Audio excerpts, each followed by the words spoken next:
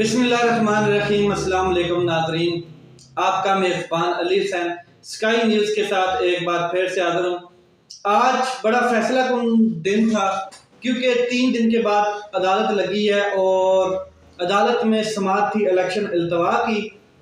अब अदालत लगी है 3 दिन के बाद, तो बीच में जो 2 दिन थे उसमें एक हुकूमत का बहुत बड़ा हंगामी इजलास हुआ जिसमें पीडीएम ने शिरकत की। चाहे वो कोई दुबई बैठा है, चाहे कोई लंदन बैठा है, चाहे वो कोई मराकश बैठा है, चाहे वो कोई कनाडा बैठा है, जिधर भी बैठा है तमाम लोगों ने बराह रास्त और क्या कहते हैं वीडियो लिंक के जरिए या वैसे सिटिंग बैठ के उस कॉन्फ्रेंस में क्या कहते हैं वो जो मीटिंग हुई 2 दिन पहले उसमें एक एलानिया जारी किया। और वो ये था कि पीडीएम ये एलानिया जारी कर रही है, ये नहीं कि फलां नून लीग या पीपल पार्टी, पीडीएम ये एलानिया जारी कर रही है। और ये पीडीएम का मुश्तरका एलानिया है कि हम 3 रुकनी जजेस का जो बेंच है इसका फैसला नहीं एक्सेप्ट करेंगे, इससे बाइकाट करते हैं।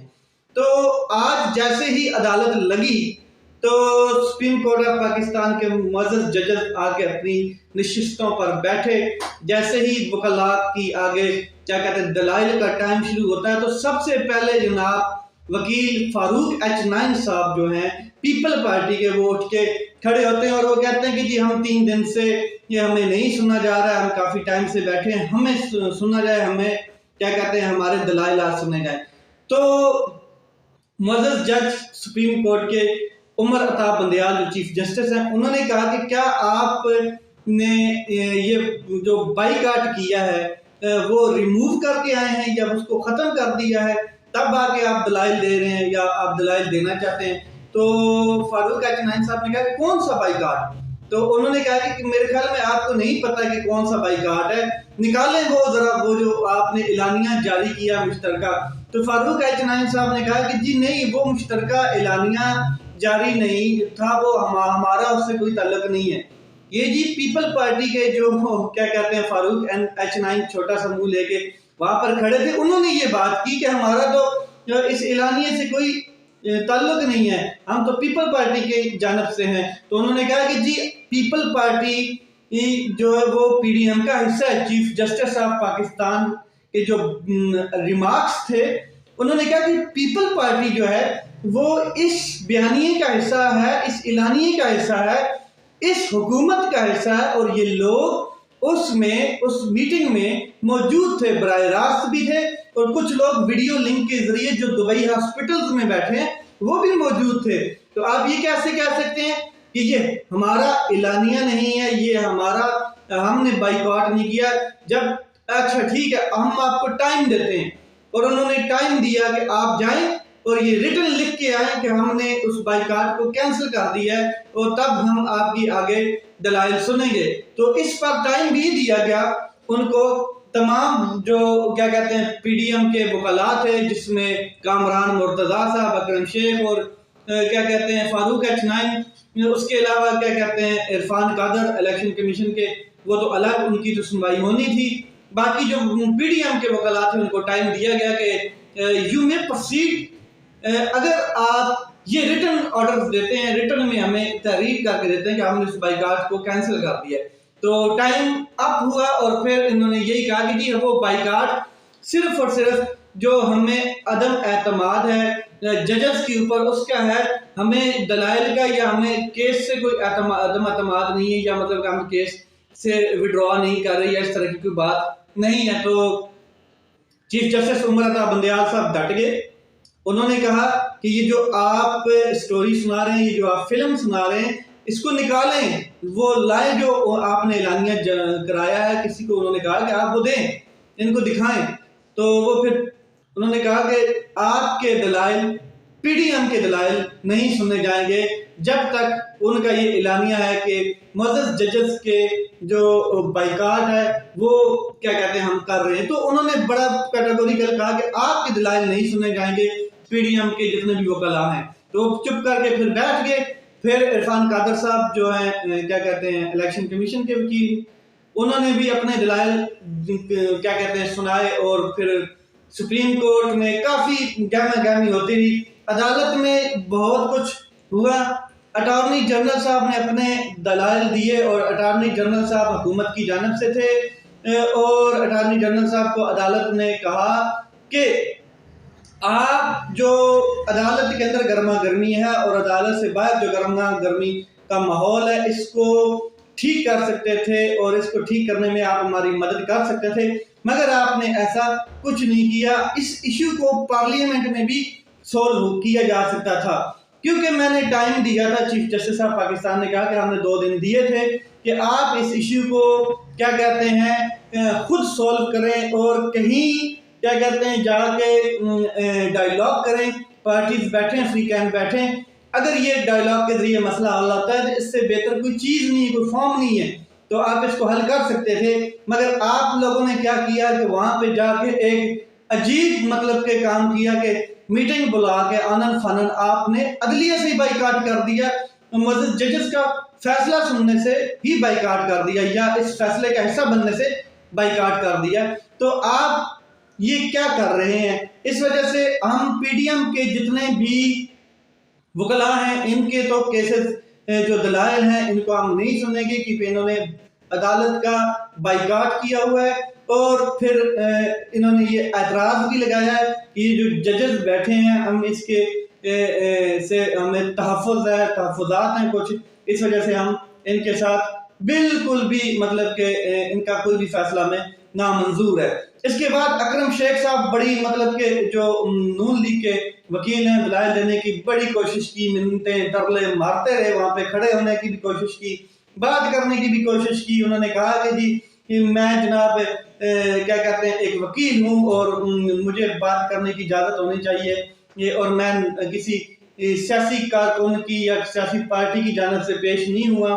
जिसके ऊपर चीफ जस्टिस साहब पाकिस्तान ने कहा कि आप वकील हैं लेकिन आपका जो साइल है वो इस टाइम आपका क्या कहते हैं क्लाइंट है और आप ज़ाती हैसियत में अदालत में पेश नहीं हुए, आपकी इज्जत करते हैं, आप ज़ाती अदालत हैसियत में अपना वकालतनामा जमा नहीं कराया, आप एक केस के सिलसिले में यहाँ पे हैं और वो केस यही है जिसको हम सुन रहे हैं। तो इस वजह से आपके जो दलाइल हैं वो हम नहीं सुन सकते क्योंकि पीडीएम ने बाइकआउट किया हुआ। तो काफ़ी मतलब कि इंटरटेनिंग माहौल भी था, वकला का देखने वाला मुंह था, क्योंकि बाहर जो ये हम घूम के गए हुए थे, प्रेस कॉन्फ्रेंसेस, मीटिंग्स और ये सारी कार्रवाइयाँ करके गए हुए थे जो क्या कहते हैं बाइकआउट की, और ये वहाँ पे जाके इन्होंने यू टर्न लिया और यू टर्न इतना बड़ा लिया कि जी हाँ, एक कहता है कि पीपल पार्टी का तल्लक ही नहीं है मतलब कि बाइकआउट के साथ, वो पीडीएम का हिस्सा नहीं है। ये कौन सा तरीक़ेकार है? पूरी दुनिया सोई हुई है। आपको क्या लगता है अदालत में जो जजेस बैठे हैं वो खबरें नहीं सुनते हैं, उनके पास अखबार नहीं आता है, वो सोशल मीडिया उनके हाथ में नहीं है? ये क्या मतलब आप समझते हैं खुद को? ये जो बोंगियां होती हैं ये कहीं और मारा करें। इतने पढ़े लिखे, well educated, highly decorated chief justice और मज़ीद जजेस हैं, उनके सामने इस तरह की बोंगियां आपको शर्मिंदा ही करवाएंगी। जैसे आज अटॉर्नी जनरल से लेकर तमाम वकला जितने क्या कहते हैं पीडीएम के थे वो सारे क्या कहते हैं शर्मिंदा हुए उन्होंने यू टर्न भी लिया, इसमें कोई शक नहीं है। इसके अलावा सेक्रेटरी दिफा और सेक्रेटरी खजाना जो है उनसे जवाब तलब किया गया। उन्होंने कहा कि आज ही के दिन में हमें जवाब जमा कराएं क्योंकि इसके बाद आपके पास कोई टाइम नहीं है। सेक्रेटरी दिफा ने कहा कि हमने जी एक क्या कहते हैं पूरा इंतज़ाम किया हुआ है, हम चाहते हैं कि आपको ब्रीफिंग दें और वो ब्रीफिंग किसी बंद कमरे में हो, आप ओपनली ब्रीफिंग ना दें। तो जजेस जो थे वो समझ गए कि ये कोई सीक्रेट सेटअप जो है पाकिस्तान की सलामती का वो डिस्कस करना चाहते हैं या जो टेररिज्म का जो भी, तो उन्होंने इससे अवॉइड किया। उन्होंने कहा कि जो आइन और कानून का मामला है उसके हिसाब से आप हमारे साथ चलें।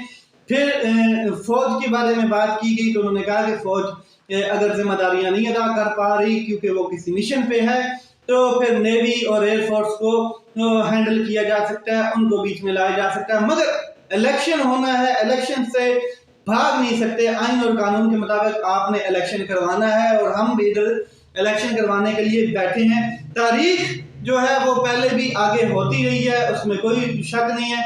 यह तारीख थोड़ी बहुत आगे की जा सकती है, कोई दरमियानी रास्ता निकाला जा सकता है, मुतवाज़न बैलेंस किया जा सकता है, मगर इलेक्शन और जस्ट इलेक्शन, इसके अलावा दूसरी कोई बात नहीं है। और हम आपसे ये जवाब तलब करते हैं कि जो वजीर खजाना है वो 20 बिलियन क्या कहते हैं पैसे नहीं इकट्ठे कर पा रहा, और वैसे उसने बहुत से प्रोजेक्ट्स में लगाए हुए हैं पैसे, तो ये कोई इतना बड़ा इशू नहीं है ना सिक्योरिटी का और ना ही क्या कहते हैं पैसों का। ये सिर्फ और सिर्फ क्या कहते हैं एक्सक्यूजेज हैं, बहाने हैं, और इसमें कुछ नहीं कहा जा सकता।